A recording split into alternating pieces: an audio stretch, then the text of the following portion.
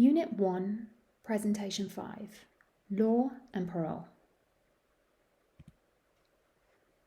This presentation is about the law and parole and follows on from the presentations on the history, philosophy and politics of parole. There are a number of ways in which parole is an unusual stage in the criminal justice system. If you are a lawyer, you are probably seeking to know what propositions you have to marshal evidence in respect of and what threshold of persuasion you have to meet to make out the case for parole. But it is important to remember that parole is a discretionary grant of early release. It's not something that anyone is entitled to if a particular case is made out. A number of things follow from that. Firstly, a parole hearing isn't in fact a hearing. It's just an interview. No attorney may attend, no advocate, no family members may attend. Also, the rules of evidence do not apply at the parole hearing, and there is no burden of proof or standard of persuasion that has to be met in order to have made out a case for parole. Instead, what happens is the Parole Commission simply considers the many factors which are set out in the relevant regulations. And then, in looking at those factors, they apply their discretion, which is a very broad discretion. They are not limited to adjudicating on very specific points of fact and law as if it were a trial, and they're not hemmed in by very strict guidelines as a sentencing judge would be. It also follows that there are no appeal rights which attach to their decision, and there's not much in the way of due process either.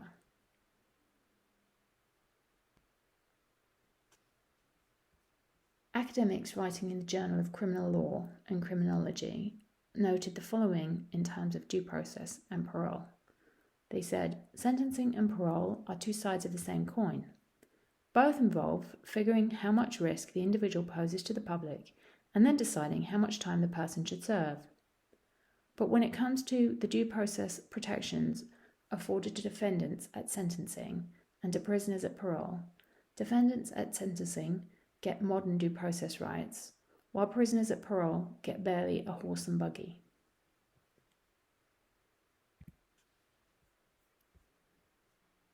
Let us look at what is being considered at the parole stage, and this may help to clarify why the parole stage doesn't look much like the trial stage at all. At trial, there are very clearly defined issues in play, namely the elements of the crime for which the person is charged. So that entails the actus reus, which is the physical action they took, and the mens rea, which is the psychological state they had in respect of that action. For example, did they intend to do what they did, or were they reckless and disregarded the possible consequences of their actions? The prosecution has to make out every element of the crime according to the standard of proof, for example, making the case beyond a reasonable doubt. The trial stage will generally deal with a very small snapshot in time, and it will generally dismiss as irrelevant things like challenges the person faced at the time of the crime, for example, ways in which she herself was victimized or struggles she had with addiction at the time, that kind of thing. At the parole stage, though, the camera pans way out, and now a lot more things become relevant. In Maryland, the Parole Commission looks back at the facts of the crime itself, a point which was discussed in Unit 1, Presentation 3, about the philosophy of parole.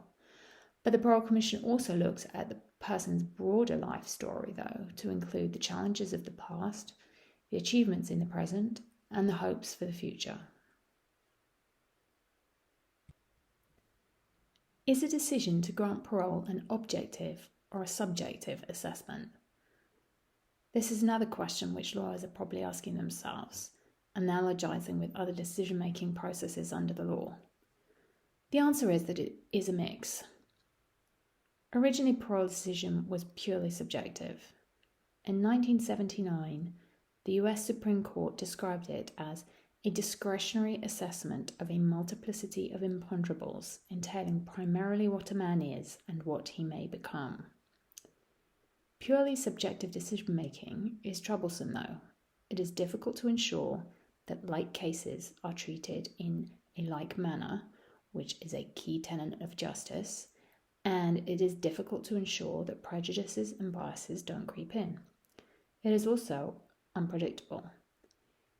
In more recent years, therefore, an element of objectivity has been added in through risk assessment tools, which are essentially algorithms designed to determine not whether the particular individual will reoffend, but whether the average person in a similarly situated position reoffends. These are basically actuarial tables for reoffending. But algorithmic assessment of people is also problematic. Output is simply a function of input. And as is clear from social media and censorship, he who writes the algorithm calls the tune. Also, if factors such as zip code are part of the algorithm input, it can, in effect, amount to a proxy for other things and allow consideration of things like race to be brought in to the equation. In Maryland, a risk assessment is run on everyone going up for parole by their case manager. The outcome of that assessment is not simply given effect to, though.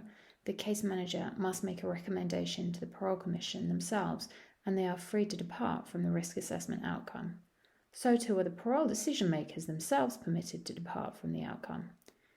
The upshot is that there is a layer of subjective decision making, which is on top of the objectivity of the risk assessment stage.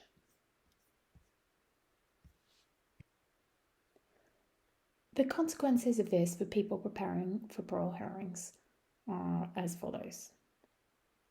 The main one is that outcomes can be unpredictable because the discretion is wide, the decision is both forward-looking and backward-looking, and the decision is both an objective and subjective assessment.